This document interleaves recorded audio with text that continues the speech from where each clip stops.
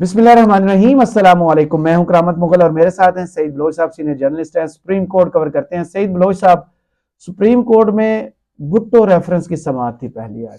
काजी उल वक्त ने यह केस शायद पब्लिसिटी स्टंट के लिए लगाया था। वो चीज़ें जूं जूं खुल रही हैं सामने पता चल रहा है ये केस क्यों समाअत के लिए मुकर्रर किया गया है। और उनके अपने हम ख्याल जज मंसूर अली शाह साहब, उन्होंने काफ़ी आइनी और कानूनी नुक्ते और ऑब्जेक्शंस कर दिए कि इस वक्त ये केस क्यों लगाया जा रहा है।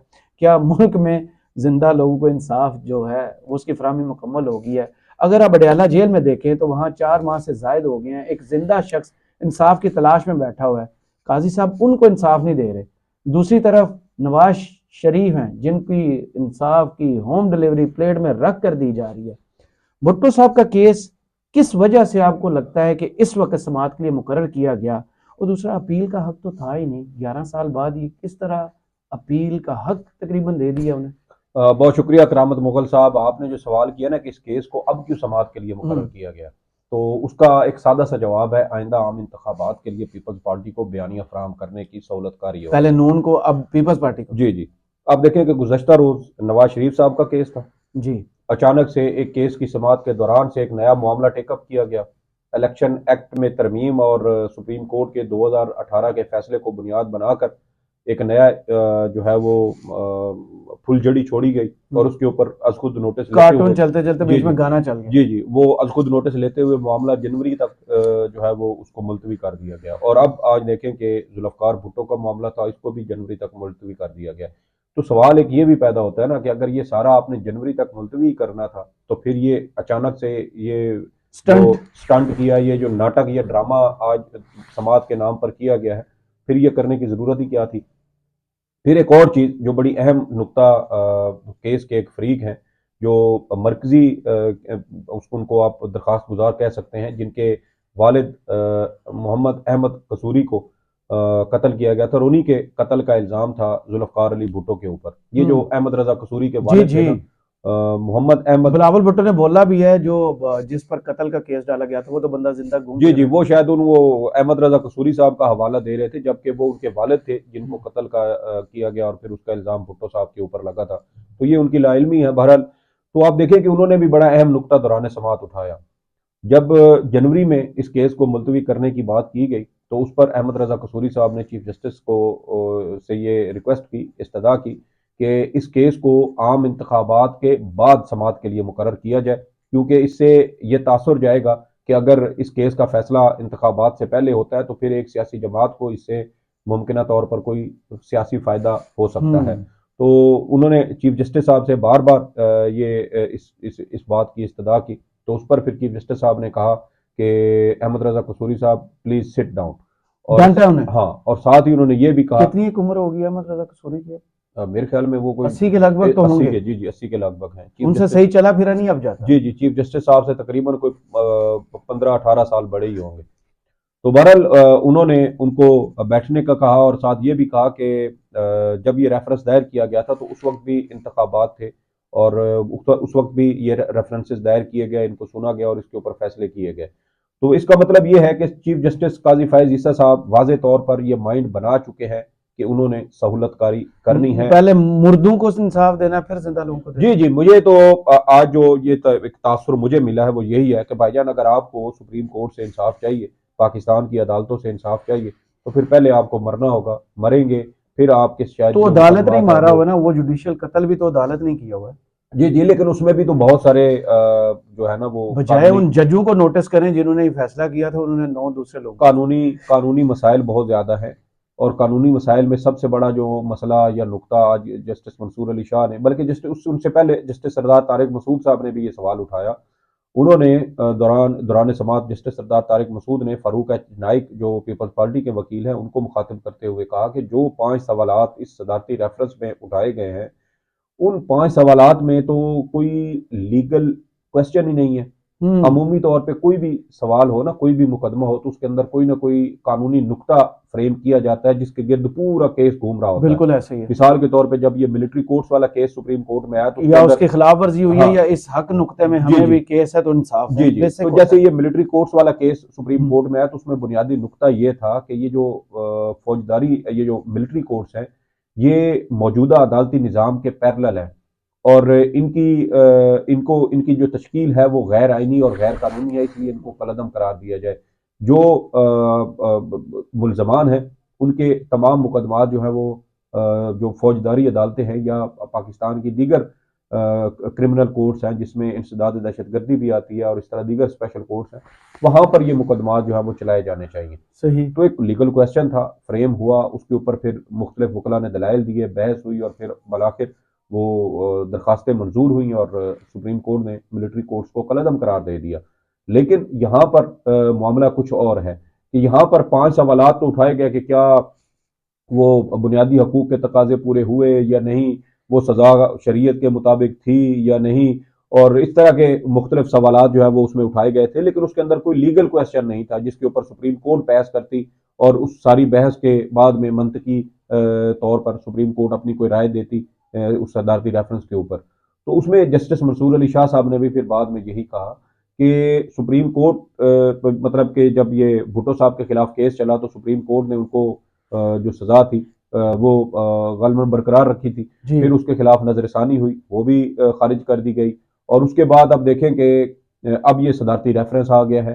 तो क्या ये हो सकता है मुस्तकबिल में कि सदर मुमलिकत मुस्तकबिल में कोई और इसी तरह सदारती रेफरेंस पे जो है वो सुप्रीम कोर्ट को भेजे और कहे कि जो फलां केस जो है उसको भी खोला जाए? ये आसिफ अली जरदारी साहब ने भेजा था। जी जी, आसिफ जरदारी साहब ने भेजा था, लेकिन वो मुस्तकबिल का कह रहे हैं कि अगर मुस्तकबिल में कोई और सदर आता है, उनको भी कोई फैसला उनकी हुकूमत को पसंद नहीं होता, जैसे आप देखें कि डिप्टी स्पीकर कासिम सूरी वाला मामला था। अब अगर मुस्तकबिल में जो पीटीआई है वो सुप्रीम कोर्ट को एक रेफरेंस भेजे और कहे कि वो फैसला दुरुस्त नहीं भेजा है, तो था काजी साहब के खिलाफ। जी जी, लेकिन वो और मामला था, वो असल में उनके अनडिक्लेयर्ड एसेट्स थे और उन्होंने वो असासे छुपाए, उन्होंने जो है वो बददयांती की, वो पकड़े गए, लेकिन उन्होंने उसके ऊपर जवाब देने की बजाय मुख्तलिफ हीले बहाने किए, जजेस को इमोशनल ब्लैकमेल किया और इस तरह उन्होंने अपना जवाब आज भी जस्टिस काजी फैज ईसा साहब अपने उस सदारती रेफरेंस में जो सवालात उठाए गए थे उनका जवाब नहीं दे सके, वो आज भी वो रसीदे नहीं दे सके।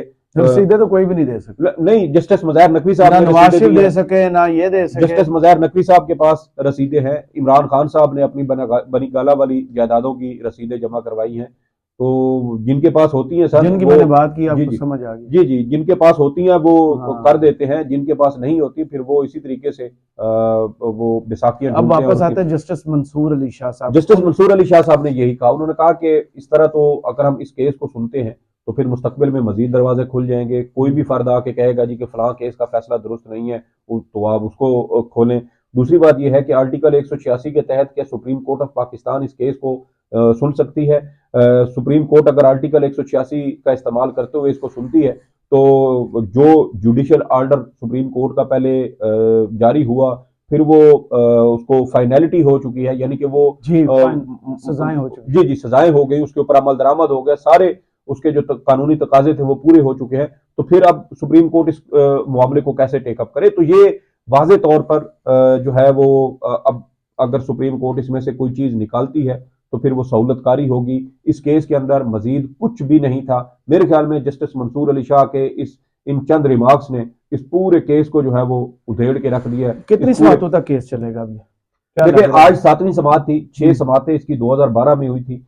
अगली समात मेरे ख्याल में शायद 1 नहीं तो 2 समातें हों और 2 समातों के बाद क्योंकि ज्यादा तो फिर इसको किसको सजा देंगे अब काजी साहब? कैसे इंसाफ करेंगे? किसको सजा देंगे? देखिए पूरा जजेस ने फैसला किया था। जस्टिस मंसूर अली शाह ने एक और भी बड़ी अहम बात की, उन्होंने कहा कि आपका पूरा रेफरेंस एक इंटरव्यू, एक टीवी इंटरव्यू के गिर्द घूमता है और वो टीवी इंटरव्यू भी आपको याद होगा कि जियो के ऊपर 2003-4 से लेकर गालबन 2007-8-9 तक जवाबदेह के नाम से प्रोग्राम आया करता था इफ्तिखार अहमद साहब जी का। जी, इफ्तिखार अहमद फितना। जी जी, तो वो प्रोग्राम किया करते थे, तो उनके प्रोग्राम पे गालबन 2004 का गालबन या 5 का वो इंटरव्यू है नसीम हसन शाह साहब का, उनसे मुख्तलिफ सवालात किए गए। तो उसमें उन्होंने पता नहीं किस तनाजुर में वो बात की, तो उस इंटरव्यू को बुनियाद बनाकर अब जो पाकिस्तान पीपल्स पार्टी है ये मौक़िफ़ इख्तियार करती है कि उन्होंने तस्लीम किया कि उनके ऊपर दबाव था, प्रेशर भी था और दूसरा जुडिशियल मर्डर। जी जी।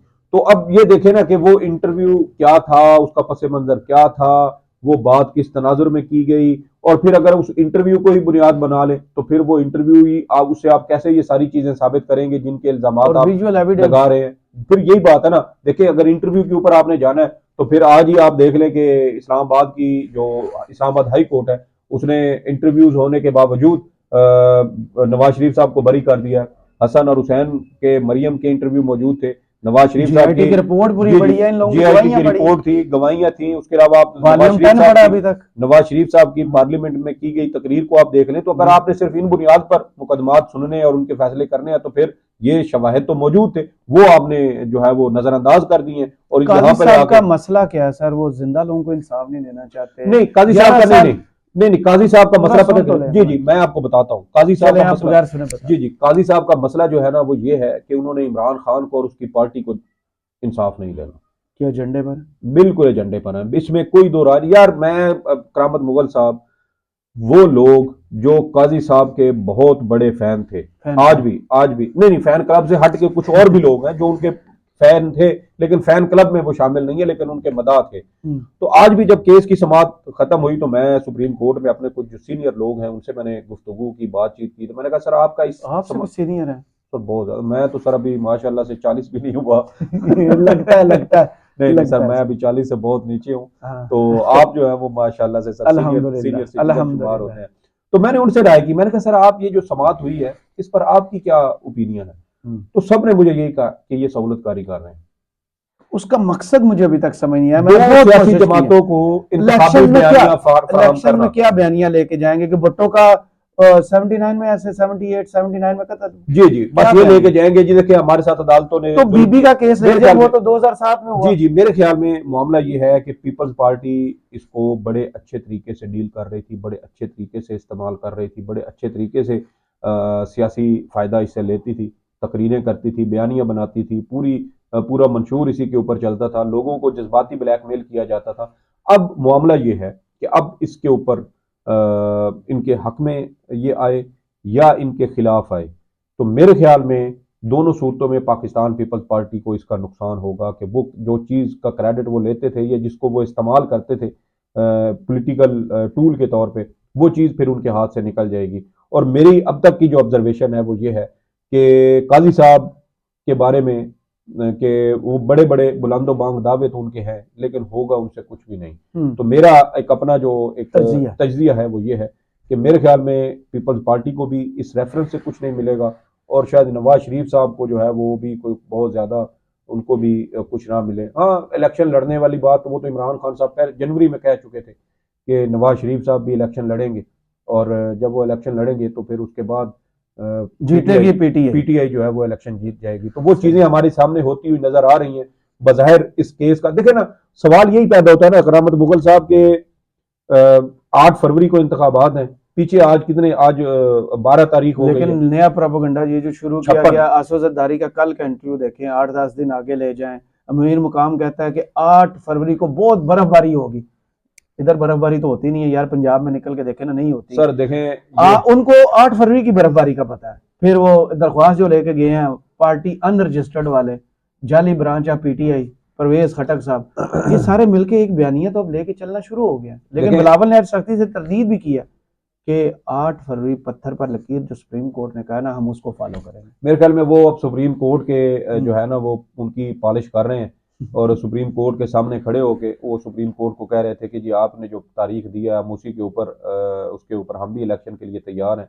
दर हकीकत वो जजेस को शायद खुश करने की कोशिश कर रहे थे कि उनके नाना का चूंकि रेफरेंस सुप्रीम कोर्ट में जेर अल्तवा है, तो वो शायद उनकी चापलूसी की वजह से कुछ उनको वहाँ से रिलीफ मिल सके। तो मेरे ख्याल में जब गुज़श्ता रोज ये बादशाह कैसरानी वाला और वो सारा मामला चला है ना, जहाँ से नवाज शरीफ साहब की तायात नैली वाला मामला भी टेकअप किया गया है, तो उसके अंदर भी जस्टिस अतर मिनल्ला ने बड़े दो ठोक अल्फाज में ये ऑब्जर्वेशन दी हैं कि इलेक्शन 8 फरवरी को ही होंगे।